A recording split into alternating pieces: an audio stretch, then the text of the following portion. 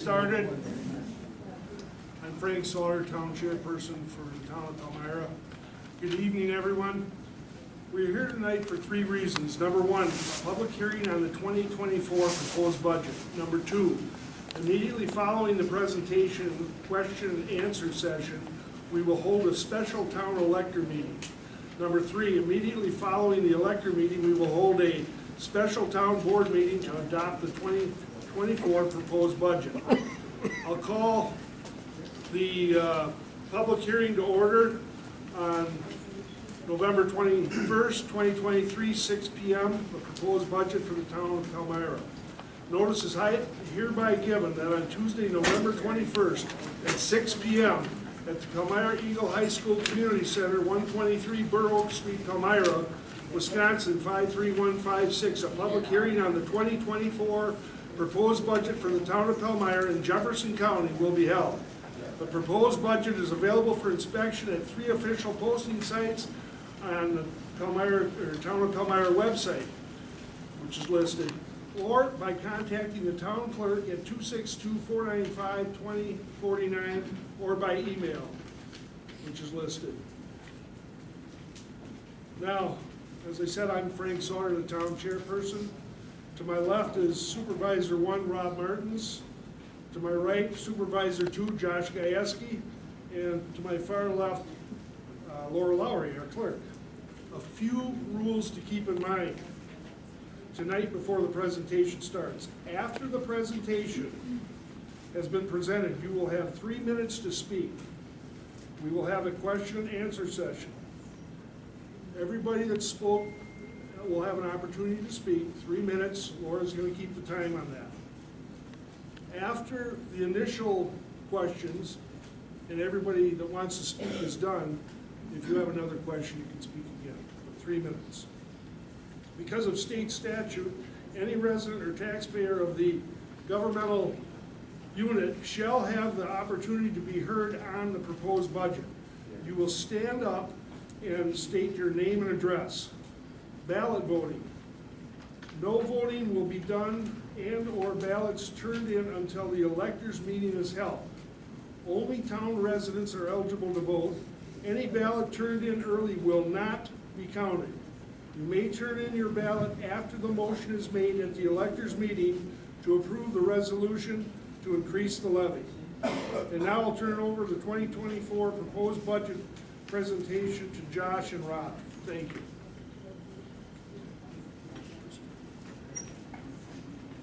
All right, as Frank said, I'm Josh Gajewski. Obviously, we don't have a mic tonight, so if you can't hear me, please just raise your hand and point to the ceiling. I'll know that I need to turn my volume up so that you can hear me. As we go through the budget presentation, we're going to cover a handful of things. Understanding that some people here tonight have been to multiple budget hearings, some of them may be coming for the first time, and we're going to cover a lot of ground within the slides that we've provided. Hopefully everybody got a chance to get a copy of the presentation that we're going to go through, as well as the resolutions that are going to be discussed at the special electors meeting. As we move into the presentation portion here, brief outline of what we're going to cover. We're going to go through property tax bills, what's included in your property tax bill and what maybe is not included in your property tax bill. We'll jump into what is required of the town for adopting a budget and adopting a tax levy. Then we'll move into reviewing the 2023 budget that was adopted by the board in November of 2022 for 2023, along with the projected revenues and expenses that the town board came up with during its budget process this fall. We'll then move into the 2024 budget itself. We'll review the goals that the board set for the 2024 budget. We'll review the budget from categorical revenues and categorical expenses. And then we'll outline what the steps Frank alluded to here moments ago will be for moving forward tonight, both in the public hearing and with the special electors meeting. If you have questions, obviously please keep track of those. We can answer those during the Q&A part, but we're going to try to get through this in as timely a manner as we can. Again, with the split screen here, hopefully everybody can see one way or the other. And if you can't, please let me know. So, introducing your tax bill. Property taxes are collected by the town of Palmyra annually. Okay? It is made up of multiple different taxing jurisdictions. It is not specifically only the town of Palmyra. So as we get into what a tax bill looks like, you'll see municipal tax, that is the town of Palmyra. You'll see county tax from Jefferson County. You'll see your school district tax from PEASD. And then you may see one of two technical colleges, either Waukesha County or potentially Madison Area Technical College. You also may be part of a special district. If you live, let's say, on Blue Spring Lake, there is a Blue Spring Lake tax levy that the management district levies against the residents within that district. So here's your tax bill. Every year, every parcel in the town of Palmyra, the owner of that parcel receives a tax bill. Some of them look different than others. And what is the difference? So if you have a parcel that you purchased recently or you don't live on, you may not see the first dollar credit and lottery credits at the bottom of your tax bill. Additionally, if you don't live or have a residence on that parcel, you will not see the garbage collection removal. Holy cow, I need to slow down and sit here. There we go. Garbage collection removal is a special charge that is added to property tax bills for people who have homes on those parcels. It does also include recycling costs. So if you have a house, you get charged for garbage and recycling. Blowing things up a little bit, besides the phone.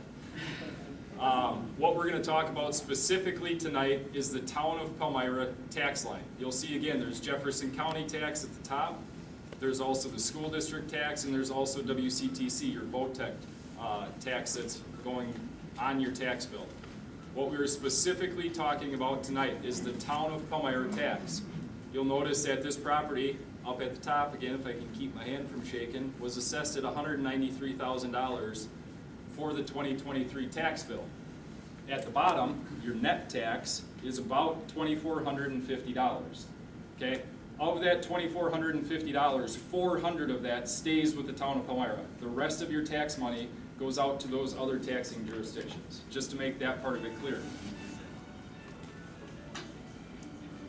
So as we get into the discussion tonight, you're going to hear three terms come up over and over and over and over again. One, tax levy. A tax levy is the overall amount of revenue that the town or taxing jurisdiction is collecting from property owners within its boundary. So the tax levy is one of the streams of revenue that the town of Palmyra utilizes to fund its operational expenses in the upcoming year. Excuse me a second.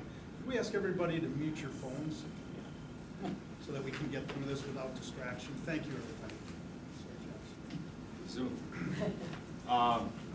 So again, your tax levy, our tax levy, the town tax levy, the county tax levy, all of those are a single source of revenue that those entities use to offset expenses. We're also going to talk about a levy limit. What's a levy limit? Levy limit is the threshold or the ceiling as far as what those taxing jurisdictions can collect by state statute. It's dictated by the municipal levy worksheet for the town of Palmyra. It's a calculation, and at the end it pukes out, this is the amount of tax that you can raise for your community. Finally, mill rate. Mill rate is simply another calculation when it comes to taxes. It takes your tax levy, and it takes the overall amount of assessed value for the community, and it divides it, okay? And you end up with a factor, or a calculating factor, referred to as mills per dollar. Most people call it property tax per $1,000 of value. That is what's used to calculate each specific tax bill. You may have first till ag land that's vacant and is charged or is assessed at $370 an acre. You may also have a lake home that's assessed at $400,000. So that factor is used to calculate your tax bill based off of the value of your specific pieces of property. So what's a requirement of the town for the budget and for the levy? Number one, the town is required to draft a budget.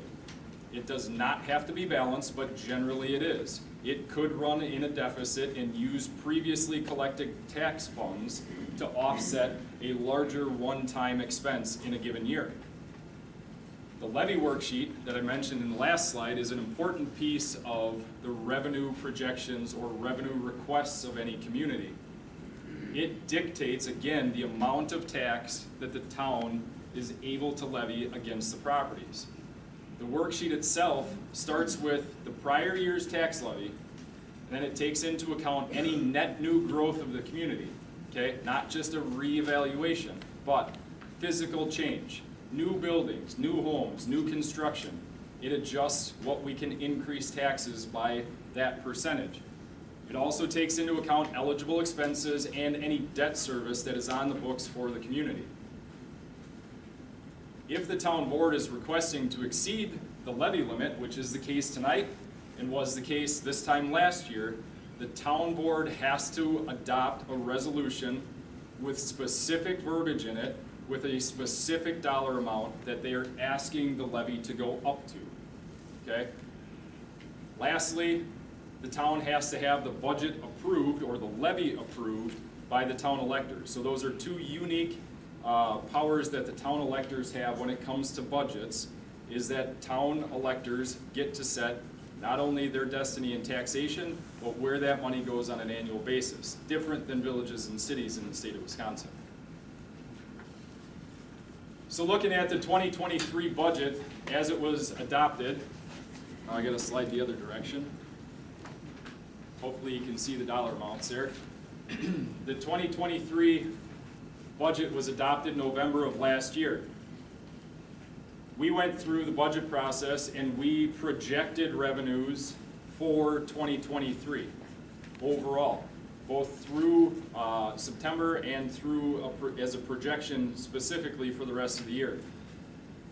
When you're looking at the top, that's obviously the budget from last year or this year, and looking through where are things different, you'll see that we're projecting short revenue by about $60,000. So where is that money or where isn't that money in 2023? First thing is you'll notice the internal government revenues line item for $289,000 is different by about $13,000 than the budget.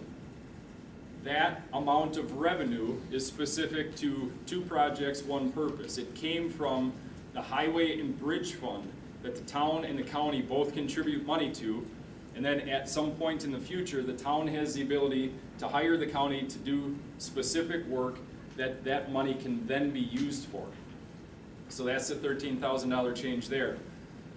If you look at licensing and permits, we're approaching $10,000 more in revenue projection for 2023 than what the budget said. What's the reason behind that? The town board approved a reserve liquor license that had a one-time $10,000 license fee. Okay, so it was literally a one single transaction that made up that $10,000 difference. Moving down, miscellaneous revenue, looking between the budget of 2023 and what we're projecting for 2024, it's actually made up of a combination of two things. Number one, the budget for 2023 proposed pulling $81,000 out of the town's long-term savings out of the LGIP, Local Government Investment Pool. It's essentially a high-yield savings account. So the budget to balance it prescribed $81,000. That was not transacted on the books in 2023. It was transacted on the books for 2022. So it did not show up as a revenue in 2023, and the expense, we'll get to that in a second, also did not happen in 2023. It happened in 2022. So that 81 was offset by $10,000 more revenue in right-of-way permits and the escrow accounts that we hold for restoration. Okay, the budget obviously included a line item projection for those items, and we exceeded that by $10,000 this year. Same kind of dance, but for the expense side of things. Again, you'll see budget is on the top half of the sheet, and the projected expenses for 23 are on the bottom half of the sheet. The transaction I referred to, the $81,000, a part of that had to do specifically to public safety. This $220 versus $294,000 at the top of the sheet. The $74,000 difference between those two numbers was due to the renewal of the contract with the village for fire and EMS costs. That cost was projected or budgeted to take place in 2023, and it took place in 2022. So that is why you see that $220,000 number is the contractual cost for public safety, but it did not include the $74,000 one-time payment as part of that contract renewal. When we go down to general government, $8,000 difference between budget and projected expenses for 23. That amount was included. I know Laura's got a detailed spreadsheet of this, of the ARPA funding that the town received. Part of that general government expense included things like remodeling the town hall, furnishing in the town hall, and some other miscellaneous items. ARPA has been a question that has come up. What in the world is ARPA? It shows up on the revenue and it shows up on the expense, but there's not an account associated with it. ARPA funding was a one-time stimulus that the federal government gave municipalities across the U.S. to help bolster the economy as a result of COVID-19. Okay?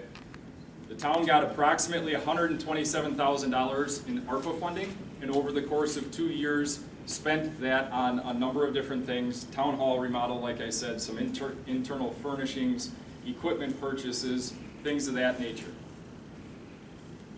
Moving down to the public works line item, categorical expense, we have $200,000 more expenses in public works in 23 projected than what was budgeted.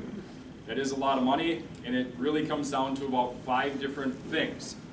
The first, in 2022, the town, just so everybody knows, annually the town mows roadsides in the spring and it mows roadsides in the fall.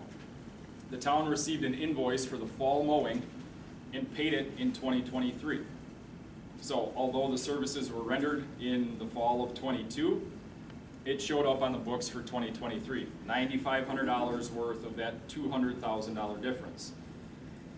The next event that happened was the town board approved 2 different road projects. We talked, number 1, about the highway and bridge funding on the revenue side, where we pulled money out of that county share account and we resurfaced Dolan Lane, which is out on Highway H south of town. Reclaimed aggregate or reclaimed asphalt aggregate was put on that road. That was one part of it for about $5,000. The other item that we did is we chip sealed and slurry sealed Hooper Road from County Highway E all the way to County Highway Z. That was $69,000 and some change. So those are 2 additional items. The other thing that happened is that we had a tornado that came through town in July. We had an extensive amount of damage and we had half a dozen roads closed at one point in time. The town had to contract to have the tree debris removed. Those expenses specific to that storm, not just where the tornado landed, but the storm across the town, equated to $70,000 worth of tree removal work that had to be done. Lastly, we had $34,000 worth of additional tree work, some of it in the spring, some of it weeks, days, and months after the tornado came through in that line of storms, where we had trees that fell in the middle of roads and we had to have that work contracted again to have the trees removed and the debris cleaned up. The remaining $10,000 difference, if you've been writing the numbers down and adding it up in your head, the remaining $10,000 difference is simply for public works or road maintenance type of work. Road maintenance historically for the town has been roadside mowing, snow plowing, salting, patching, those types of things. Those expenses were $10,000 more than that specific line item in our budget. So a quick overview, as we were going through the budget process again this fall, we split the town's 23 expenses essentially into 2 categories, fixed expenses and variable expenses. Excuse me. Fixed expenses are generally those that are either essential services or part of a contract that the town had previously signed. You'll see highway and street maintenance, I touched on that before. That in and amongst itself is slightly variable, right? If it snows more, we have to plow more. If it snows less, we plow less. The rest of those are, generally speaking, locked-in amounts on an annual basis per contract. On the other side of the sheet, the variable expenses are the things that the town board has a little bit more say in on an annual basis of what are we going to fund, what are we not going to fund, and how that all plays into the overall budget. You'll see at the bottom, sort of split between the curtains here, about 80% of the town's expenses are what we consider to be fixed, and 20% of them are the variable. Again, the 24 fall budget process, we ended up setting goals as we were going through all of our different workshops. I think we had 11 of them maybe. One of the things that we wanted to do as a board was to continue to provide those essential services and the contracted services at levels that the residents have become accustomed to. We're not going to wait until there's 6 inches of snow to go plow roads, right? We're not going to, you pick whatever service, only pick up recycling once a month and pick up garbage every other week. We wanted to keep those where they were and account for the funding where they had to be. One of the other big pieces, allocating road highway construction funding. The 2023 budget did not include any budgeted expenses for road construction, neither did 2022. So a goal that we had as a board was to get funding back into that account to try to launch us into the next year, 5 years, 10 years down the road. We also expanded some of the general ledger accounts. That highway maintenance account that I talked about a slide or two before. It does include plowing, it includes mowing, it includes patching, it includes, we had to have somebody go pick garbage up that somebody strung out of a pickup truck on Little Prairie Road for 6 miles. That type of stuff all was in there, and we have broken those all apart in the hope that instead of going through the same process every single year and saying, okay, we'll pull this invoice, and this invoice, these all go into these various buckets. We'll do it as of January 1, be able to track it a little more clearly through the next budget year and hopefully the years after that. Out of this year, because of the tornadoes that we had, 2 things kind of came out of it. I'll touch on one in a moment here, but we created an emergency management account. It had pretty much been locked into the entirety of street and highway maintenance in years prior. Because of what we're anticipating in 2024 is a partial reimbursement of those unbudgeted cleanup costs, we created a line item so that we could code all those invoices this year, so that next year when the reimbursement portion of this hopefully pans out, we'll be able to see both sides of that, I'll say reimbursement or grant from the state. The last thing, and probably the most important, we're obviously proposing $250,000 worth of road work that was not included in a budget last year. The way it's presented is on a pay-go model. We're asking for $250,000 worth of road work, and the budget represents that it will be funded in 2024, okay? The other option is, number 1, we're not gonna fund roads at all, which is an easy calculation to do, and number 2, as an alternative, are the town residents open to the idea of issuing debt service to be able to pay for road construction as years go on?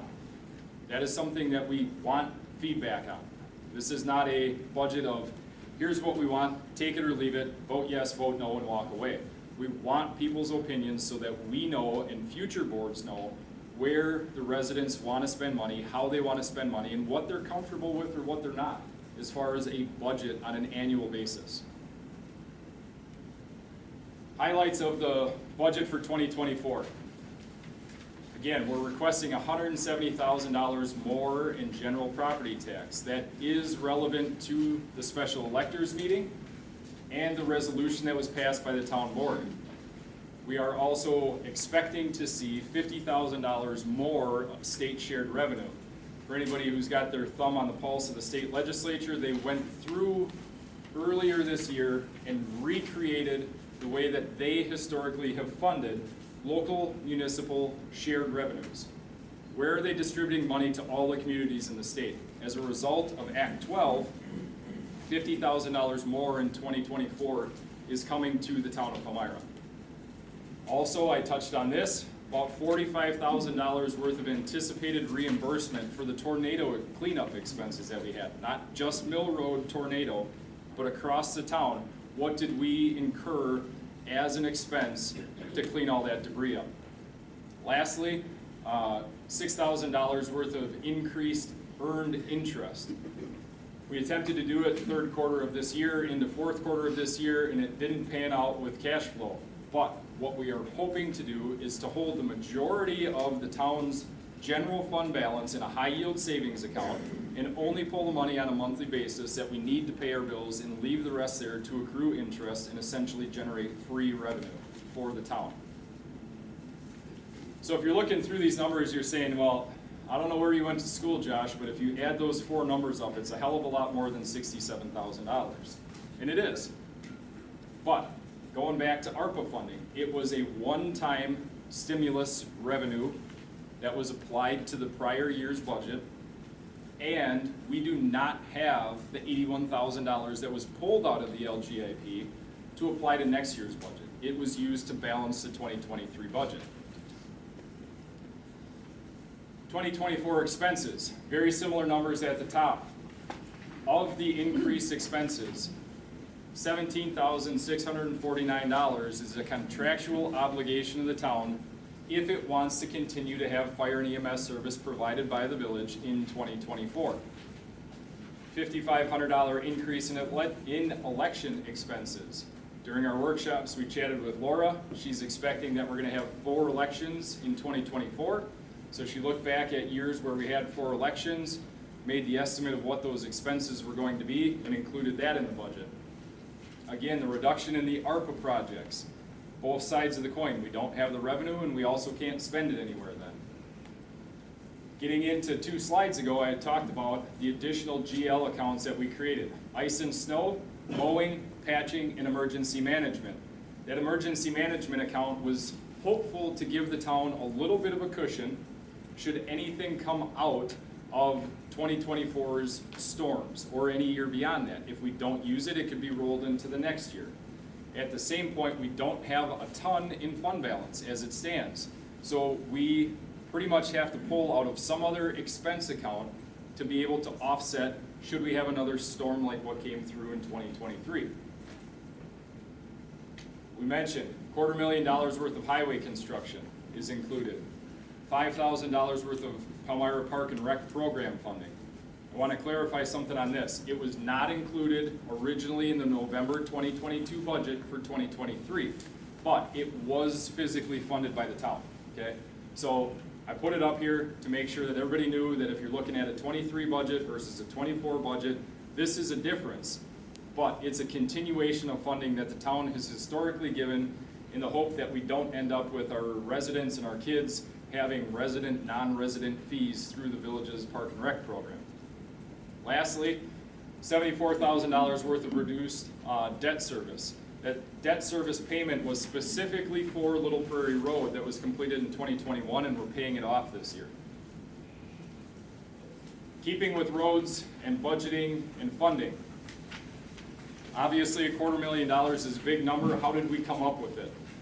During the budget workshops, I think we revisited this on a half a dozen different occasions. And what we did is we utilized the Wisconsin Department of Transportation. They have a forecasting and budgeting tool available to the town. They already have our inventory of roads through road submittals that we're required to do annually. They know how long Hooper Road is. They know how wide it is. They know what condition it's in. Same thing with any other road in the town. And they are essentially forecasting for us what our road needs are over the next 5 years. So this first slide says, if we invest 0 money in town roads over the next 5 years, what happens? We start with a needs analysis over here in this blue column of $1.6 million.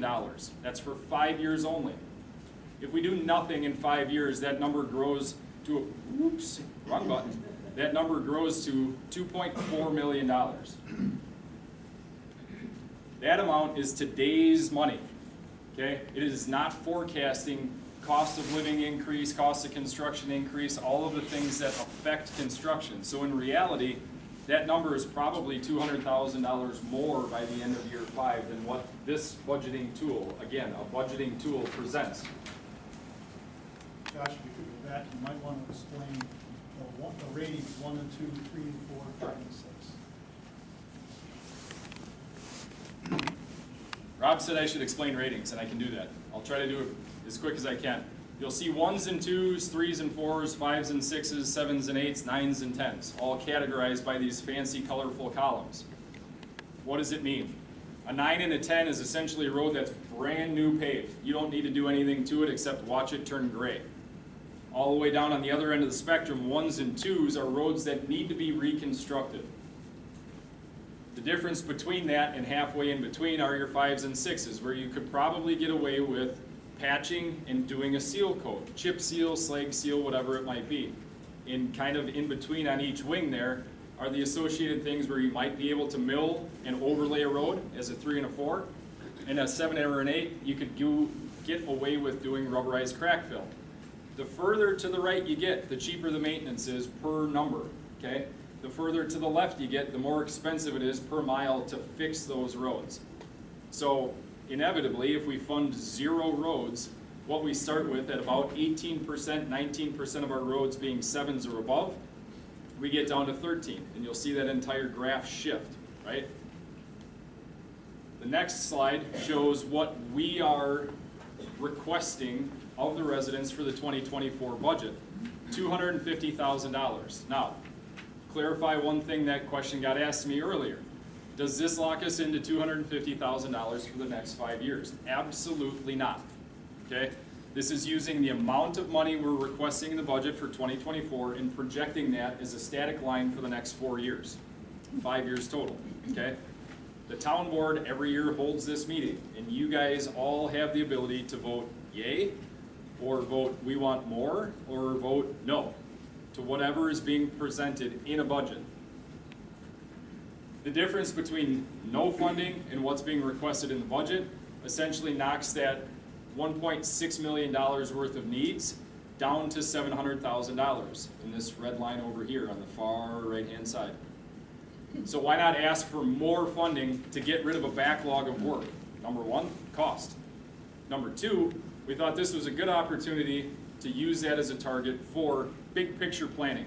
Okay? There's roads that we know that we can save if we do maintenance. There's roads that we know that we can rehab if we can get the funding. And there's roads that we know that are already gone. Okay? The already gone roads aren't going to be even more already gone a year and a half from now.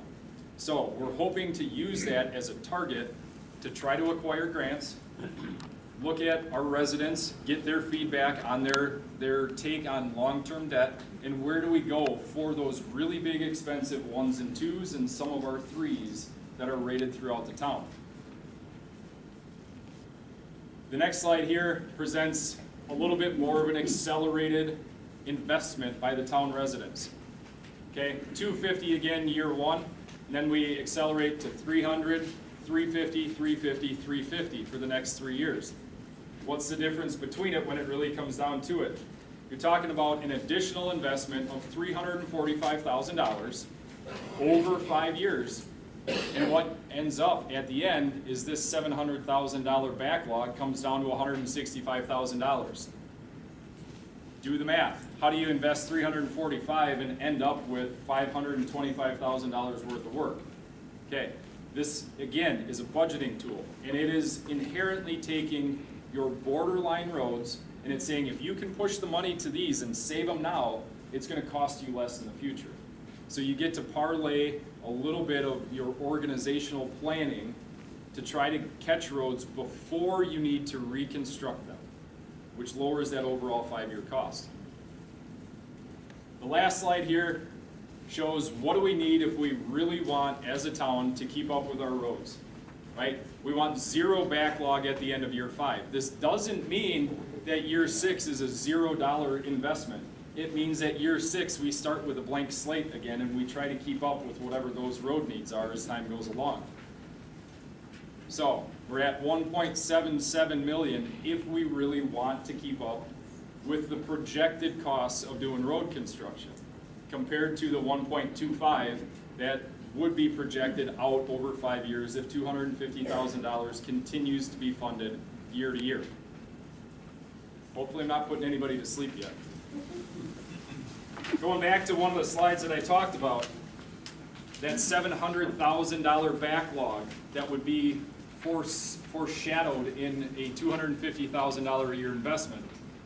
Grant opportunities are one of those opportunities. The town had applied for BIL funding, bipartisan infrastructure law funding, for Hooper Road, South Shore Drive, and Lowland Road. We did unfortunately not get any funding for any of those three projects.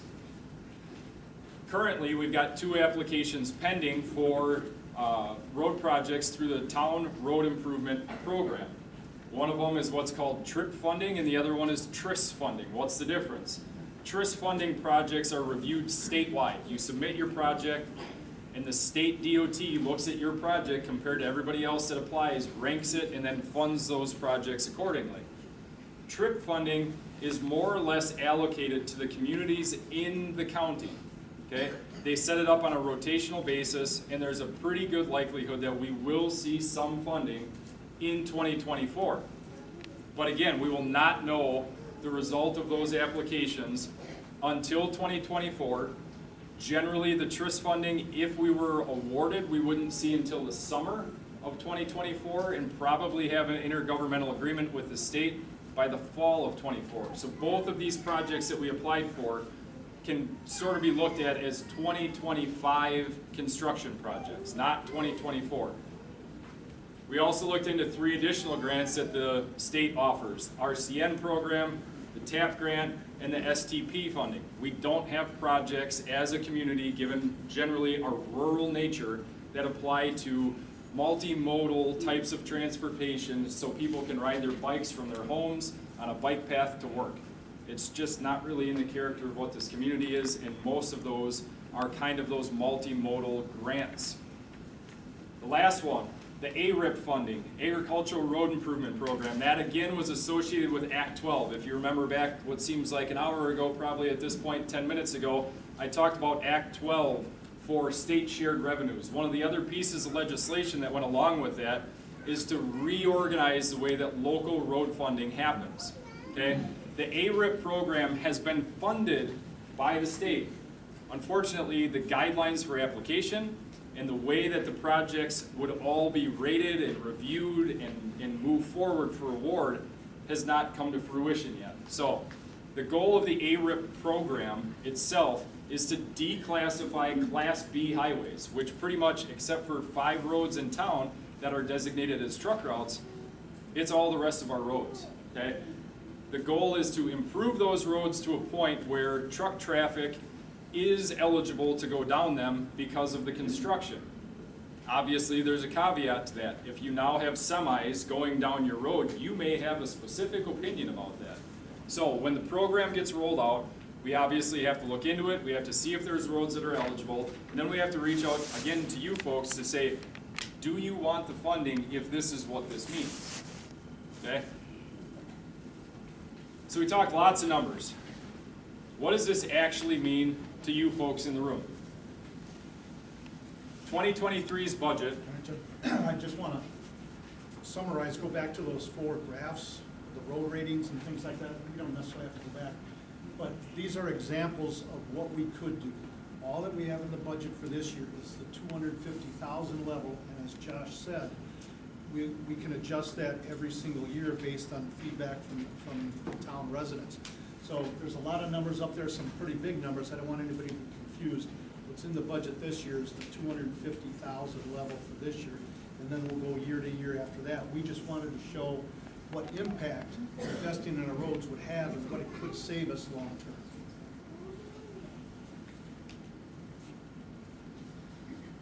So back to this piece of the puzzle. What does the proposed 2024 budget mean to people who own property in the town? This is not going to split the screen, but we'll see. So the 2023 budget required a mill rate. Again, the amount of tax per $1,000 of your property to be funded at $2.07 per $1,000 of property value. The proposed 2024 budget increases that to approximately $2.74 per thousand. Doing the math, if you do a $100,000 property that you have improvements on potentially, or it's that valuable, you would be looking at a tax increase for the town of Palmyra in 2024 of $67, okay? If you moved up to $300,000 valued property, you would see a tax increase of $202 more than what you paid in your tax bill in 2023. Say you have agricultural land, first till, you have 1 acre. You're gonna pay an additional 25 cents. If you have 40 acres, you would pay $10 more. If you had potentially pasture land, if you had a 40-acre section of pasture land, you'd be looking at a tax increase of $2.50 for 2024. Again, based off of the presented and requested budget for next year. It's important to go back to the tax bill slide. We don't have to go back there. But the increase, the levy increase is only impacting the green highlighted line. Nowhere else in the taxes, the list, the county, the school district, does the levy increase impact, just that single line. So exactly to Rob's point, this slide is probably not included in the packet that you have because I put it in there 2 days ago to reinsert the property tax bill as a point. If you, again, have we're looking at a property that has a value of $193,000. So if we go back to the chart we just had, you're gonna see another $134 in your tax bill next year, right? So your town tax goes from $400 to $535. There's been a lot of questions about the presentation of the resolution, and it says 63% tax increase. That is not, again, not across your entire tax bill, okay? There's numerical gymnastics that also goes on with the levy worksheet, okay? It takes into account debt service retirement. It takes into account your expenses. It takes into account net new growth. And the way that we are required per state statute to notice this meeting, to notice the budget, to notice the levy, and to notice the request to exceed the levy is defined in that levy limit worksheet. And the numbers that are in that resolution reflect that.